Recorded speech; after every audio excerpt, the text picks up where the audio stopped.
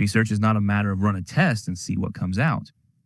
It is a disciplined, iterative process that begins with a well-defined question, moves through thoughtful study design and careful data collection, and ends with conclusions that are supported by evidence and honest about uncertainty.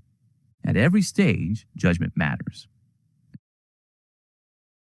Statistics is the connective tissue in this loop. It helps you plan how to learn from data, provides tools to summarize and visualize what you observed, and supplies a principled way to assess what you can responsibly claim about the population.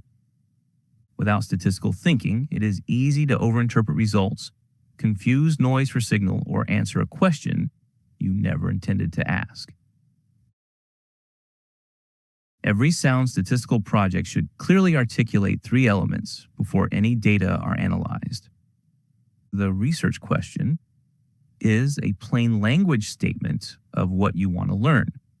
It should be specific and tied to a population of interest. For example, does the new tutoring program improve exam scores for Calculus 1 students? Target parameter, often called the estimand, translates that question into a precise quantity in the population. In this example, the estimand might be the difference in mean exam scores between students who receive tutoring and those who do not. Naming the parameter forces clarity about what improve actually means. The study design describes how data will be collected to estimate that parameter. This includes the sampling plan, how variables will be measured, and whether treatments or interventions will be assigned. These three pieces must align. A mismatch, such as asking a causal question with a purely descriptive design, leads to weak or misleading conclusions. Two broad families of study designs appear throughout statistics. An observational study records what naturally occurs without assigning treatments or interventions. These studies are common and often easier to carry out.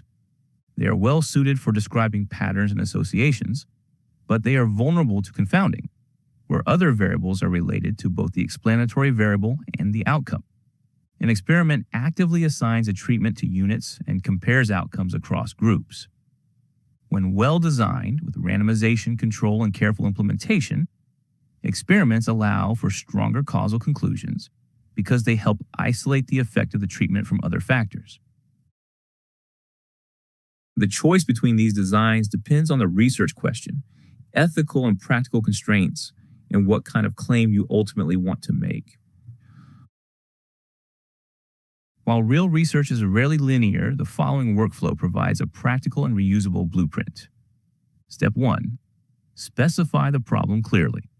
Identify the population, the observational units, and the variables involved.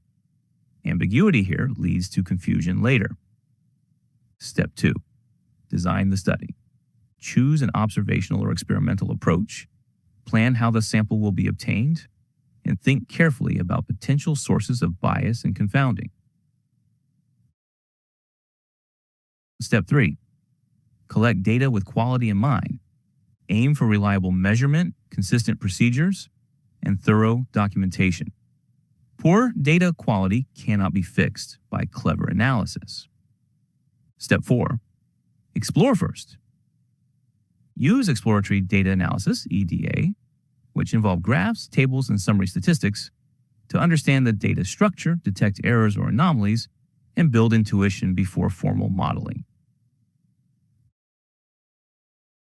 Step 5. Model and infer. Select statistical methods that match the question and the data type, whether that involves comparing groups, studying relationships, or making predictions. Step 6. Quantify uncertainty. Report estimates along with measures of uncertainty, such as confidence intervals and, when appropriate, p-values. Always distinguish statistical significance from practical significance. These tools will be developed in later videos. Step 7. Decide and communicate. Interpret results in context. Explain what the findings mean, what they do not imply, and what actions, if any, are justified based on the evidence. Step 8.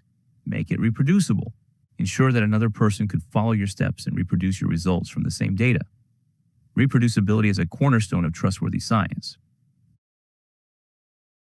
In practice, this process is rarely a straight line.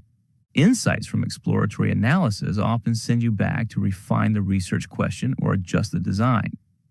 That looping is not a failure. It is a sign of careful, thoughtful science guided by statistical reasoning.